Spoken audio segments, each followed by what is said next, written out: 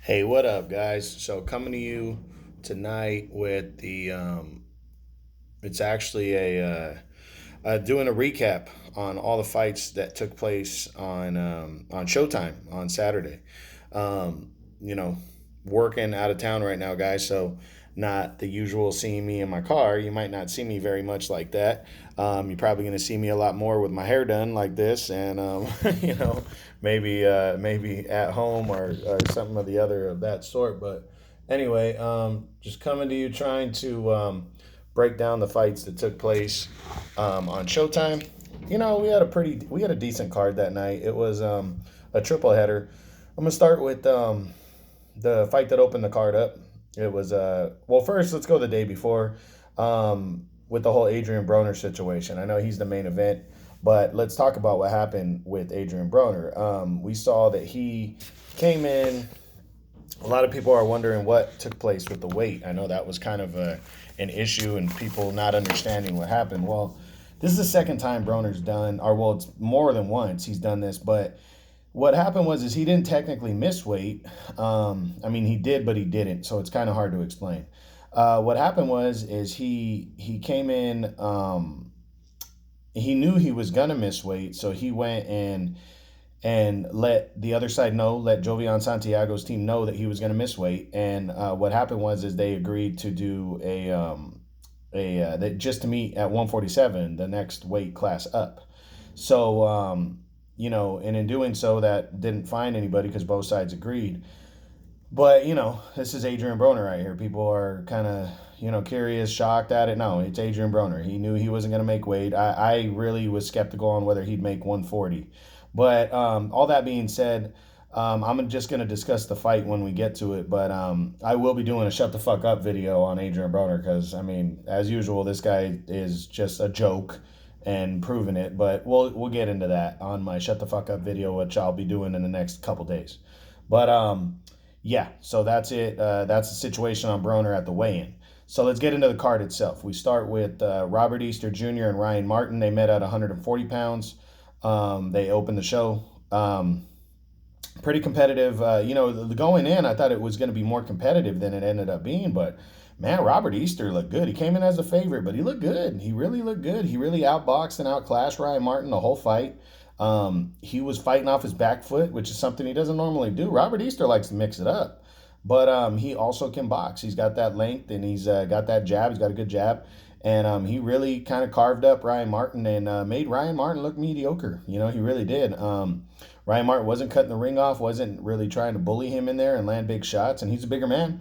And Robert Easter proved to me that he's a legitimate top 10 140 pounder junior welterweight. I had him at number 6 already. He'll probably stay right there.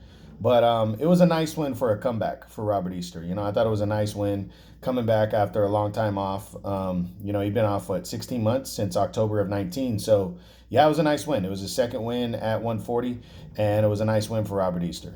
Now, the co-feature, heavyweights, Otto Wallen, or Wallin is what they call him, against Dominic Brazil. I thought the fight was going to be more competitive, but Otto Wallin or Wallen, I mean, that dude came in just hungry, ready to roll, and he dominated Dominic Brazil in this fight, dominated him. Just completely outboxed him, outclassed him. It wasn't even close. Brazil hadn't fought in a couple years, and the one thing about Brazil is he doesn't play defense very well. He gets hit a lot, and if you have any kind of skill, you can hit him and you can wear him down. And he doesn't come in the best of shape, also, but that's what you saw in there. I mean, I wasn't surprised. I thought the fight would be closer because Brazil has good technique, but he's mostly offense. He doesn't play defense. So Wallin kind of ate him up, and it was a nice win for Wallin, and hopefully he can move up the ladder with that win and get better competition going forward. But yeah, that was a good win, a really good win for Otto Wallin on a good card and as a co-feature. That was big. And now we'll get to the main event. You had Adrien Broner against Jovian Santiago, undefeated but unknown. And I mean, what can you say? I mean, is anybody really surprised by the weight stuff that happened? Apparently, Santiago wasn't going to make weight either. So, in all fairness to Broner, I guess we throw him a bone. But I'm not. I mean, this is Adrien Broner to a T right here. I'm not surprised at all that he came in and did this, not making weight. This is what he does.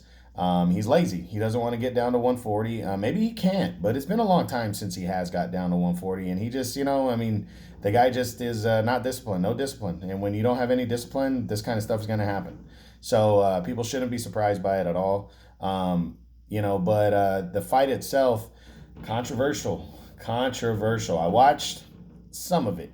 The eyeball test, from what I saw, is Santiago's outworking Broner, but Broner was probably landing the harder shots.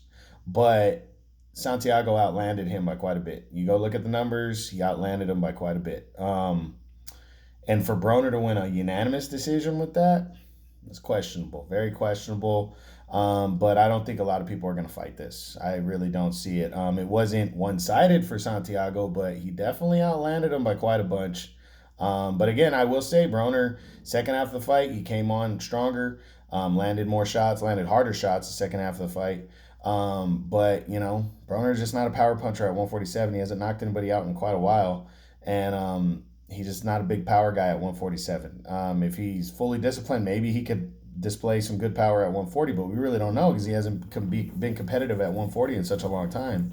So, yeah. So I mean that was the take from it. I'm not saying Santiago won or lost the fight because I didn't score it fully down the line, but I mean, to me, it really doesn't matter. I don't really think a lot of people are going to complain, and don't think a lot of people are surprised. This is Adrien Broner. I wasn't expecting him to dominate in this fight. I wouldn't have been surprised if he did because we never heard of Santiago, but I'm not surprised that he made Santiago look better than Santiago probably is. But we're not going to know. We'll see what Santiago does next. We'll see what Broner does next. I mean, I'm sure Santiago after this is going to get an opportunity and some opportunities. And I'm sure Broner is going to get more opportunities. He's got a huge name. He's always with a guy with a name is always going to get opportunities. So I'll discuss him more when I do my shut the fuck up video that will be coming in the next couple days. And just stay tuned, guys. So that was the Showtime recap from Saturday, February 20th. Hope you guys enjoyed it. True Boxing, you may hit with the truth.